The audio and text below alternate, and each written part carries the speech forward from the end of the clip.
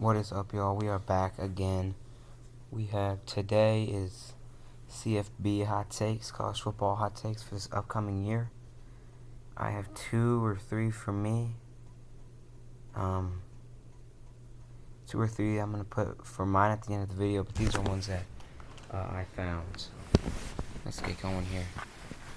There is 10 of them, so here we go. Got 8 and then 2, so couldn't fit them all in this one. But right here, first one, USC has a disappointing season and loses 3 games. Caleb Williams misses the top 4 for the Heisman. I'll be ranking these and sharing my opinions on it. This one I rank it like a 2. I don't see this in any world that this happens here. Williams, he's still my pick to win the Heisman this year. My final 4. Actually, I'll get into one of that because that's actually one of my hot takes because I have 2 unexpected ones on there. But I don't see USC dropping 3 games this year. They have 3 losable games, but I don't think they would lose all 3 of them. Next up, cheering for your conference against another conference is dumb and a loser mentality. I rank this one a 0. That is, not cheering for your conference is a loser mentality, actually.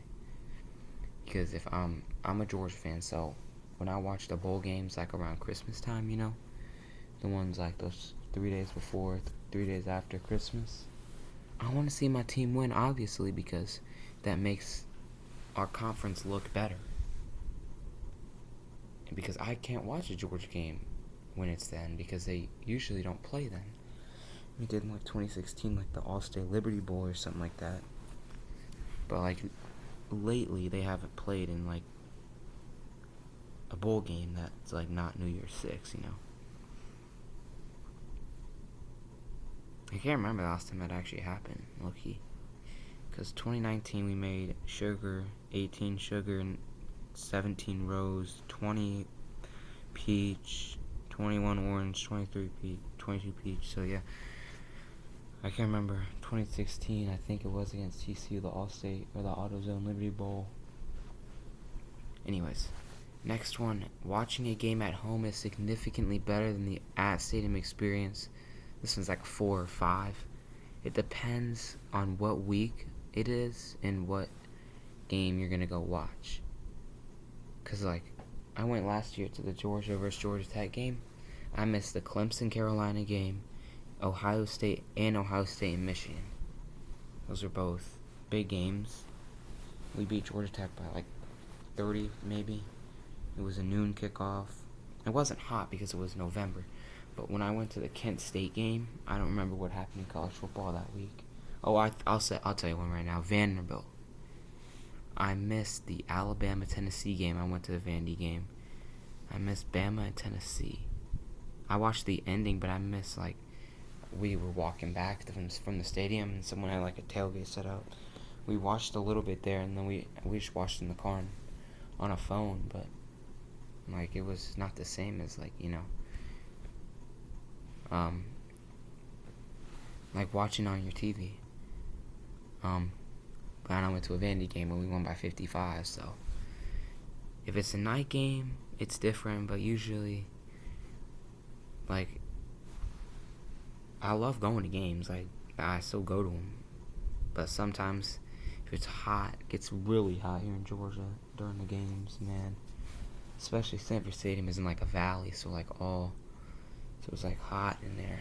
But in like the sun where I sit, it's always beating on you. Like if it was the games were at like 7 a.m., the sun wouldn't be on me because like it's on the other side. But after like 1 o'clock, like the sun is just on you the whole game, unless it's cloudy outside, So that one, it depends on what games around college football are happening that week. And especially since I'm in the Southeast, it's different for teams out west. If they have a noon game, it's already 4 o'clock out here on the Southeast, so they wouldn't miss. Like the Southeast, you miss all of the games. And I live about an hour and a half away from Athens, so I miss pretty much all the games until 7:30 if it's a noon kickoff. If it's a 3:30 kickoff, I'm leaving my house. Not even from my tailgating, I'm leaving the house at 1 o'clock. to get to a 3:30 game, like on time. Because to get to parking, it's like an hour and a half. Then 15-minute walk to the stadium. You gotta get your food. You won't want to be late, you know. So I'm really only getting to watch an hour of the first games if it's a 3:30 game. That's why night games are better. Noon games are the worst though, because you don't get to by the time you get home and settled in, it's 8 o'clock already. Because the game ends at 4, you get out of bathrooms by 5. Maybe not 8 o'clock, maybe like 6:37, but whatever. 5 out of 10, depends on the weather at the stadium, depends on what game you're going to watch at the stadium. And it depends on what other games are around the college football world that week. That took a while. Unexpected. Duke upsets Clemson in week 1 and has their first 10-win season since 2013. I'll rate this one a 5, maybe. I mean, Duke, I don't really keep up with Duke football, if I'm going to be honest with y'all. But, Clemson's kind of been a little bit off these past couple years. Usually Clemson's up there with the big dogs, but this year, these past 2 years, especially with Ugabadugi, they weren't, so 6 out of 10. This is the last year of Ryan Day, and he loses to Michigan again, and he will be fired. 8 out of 10. I have them losing to Michigan, and I think if you lose to Michigan again for the 3rd time in a row, you're gone. Same thing with a Georgia coach loses to Tech 3 times in a row. Just once, really, because Mark Richt lost 1 time, and he was gone. Kirby lost his first year by 1 point, but it's whatever. Mark Richt lost 1 time, and he was just out. See ya, not even a second chance. Same with Bama. If an Alabama coach goes and loses to Auburn 3 times in a row, you're gone. So yeah, Ryan Day, if he loses again, I'm thinking it might be it for Ryan Day in Ohio State. So 8 out of 10. Spencer Rattler finally proves he is that guy and has a Heisman-worthy season. 8 again. People are sleeping on South Carolina. They are really sleeping on South Carolina, man. Their coaching staff is good. They got good players too. I don't know what the hype is for Texas, and I don't see where. I need to see some more hype. See some more from Texas. Because they haven't had a big win. South Carolina just beat Clemson and Tennessee in back-to-back weeks. Beat Clemson away, which is hard to do, and then beat Tennessee by like 30. I know Hooker got hurt, and there were some garbage time points, but still, 30-point win over a top 10 team it's pretty big. So yeah, 8 out of 10. Nick Singleton, I don't know why it says Nicholas, but Nick Singleton, running back for Penn State, has an insane season, shatters all Saquon's record. Heisman, 6 out of 10. I think he'll have a good season. He won't shatter Saquon's record, and I don't think he'll be on the Heisman stage. But I could see Penn State beating Michigan or Ohio State.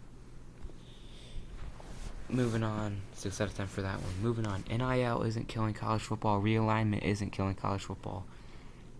It is the commercials that's killing college football. A game shouldn't last 4+ hours. This one's like a 1. NIL, I hate it. Realignment, it's kind of getting a little too extreme for me. Colorado today was just announced that they are leaving the Pac-12 for the Big 10, or for the Big 12. Sorry, Big 12. That's just a weird one. I know they used to be in the Big 12, but I don't know. I just don't like that one very much. But it's fine, whatever. The commercials, obviously, is going to be commercials, and some of them are funny. Like the Mayhem commercials for Allstate, those ones are funny.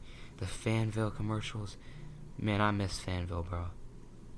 I ain't even going to lie to you. It's something different when you see that Fansville commercial come on, you watching some football. Something different about it, man. 30 days, man. 30 days. You gotta wait.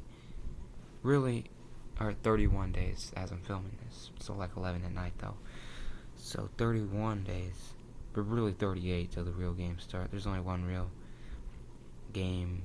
Navy versus Penn State. Or not Penn State. Navy versus Notre Dame in week 0. But man, it's getting around that time. We're getting close. And, commercials, yeah, they're just gonna happen. Some of them are good, some of them. A game should last 4+ hours.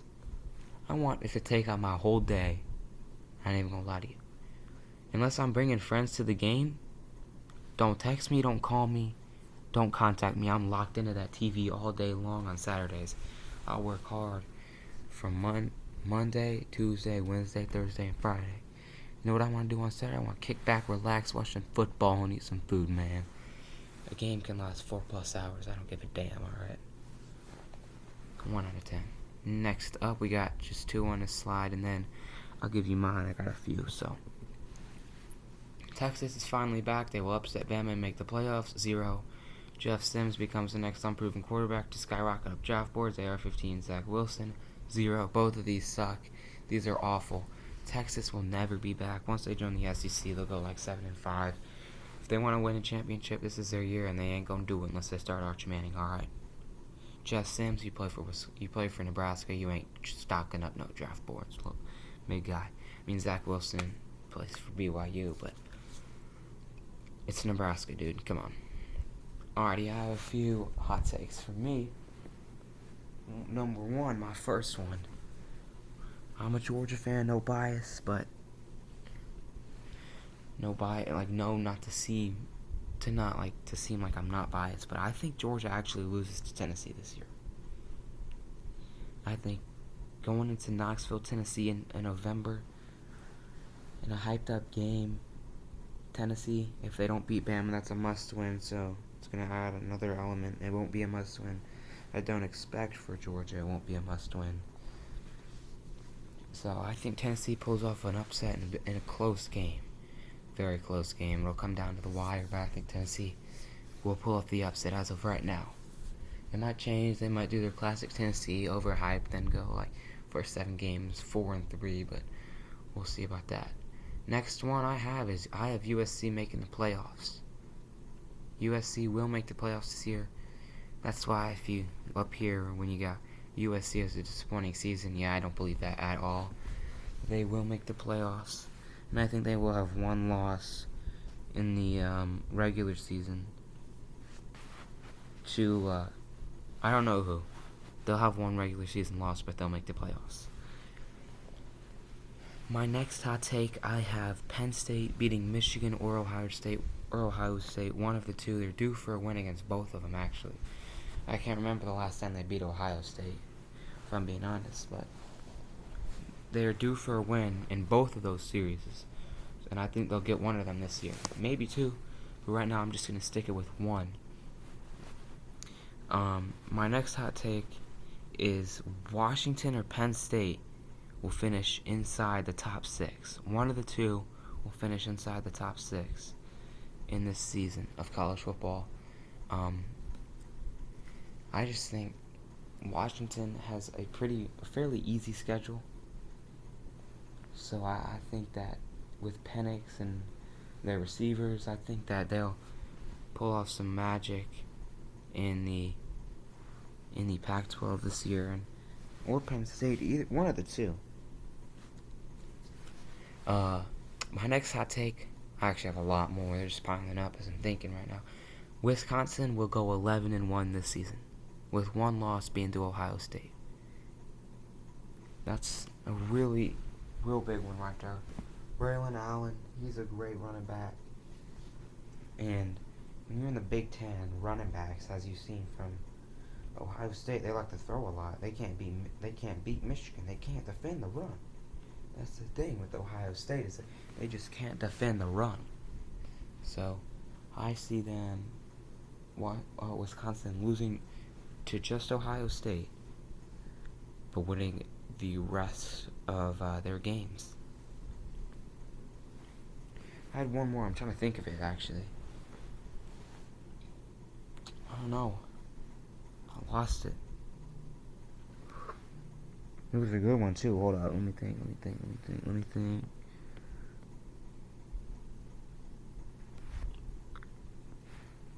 I don't know. Oh, I got it. I got one more. I remember one of the two. Auburn wins the Iron Bowl this year. Huge hot take coming from me. Auburn wins the Iron Bowl, and game is in Jordan-Hare. That stadium has magic in it. They need to bring like an expert there, because there's magic. They never, and I mean never, keep it close when they go to Bama. But when they go to the Jordan-Hare stadiums, it's always close. Always. Oh, I got my last one now. It's always close when they go into Jordan-Hare Stadium. There is magic in that Jordan-Hare Stadium. You've seen it in the past. It's kind of died down the past couple years, but in like 2014, 2015, 2013, against Georgia and against Bama, there was so much magic in that stadium. It's crazy. And my last one, this is where I may lose some folks. I have South Carolina. Alright, listen here. I have South Carolina finishing inside the top 10. At 10. That's finished them at 10. So yes, inside the top 10. And South Carolina only loses 2 games this year to Georgia and Tennessee. They beat Clemson again. They finished 10-2 in the regular season, with their only losses being to Georgia and Tennessee. The Georgia one will be probably about 14, 17. Tennessee probably be about 10. And I know I just said Tennessee would be Georgia, but I don't know. I think South Carolina finishes inside the top 10 with 2 losses to Tennessee and Georgia. And that is it for me. Those are... Oh, one more. One last one, alright, to end the video off. Texas finishes unranked. See y'all. Peace.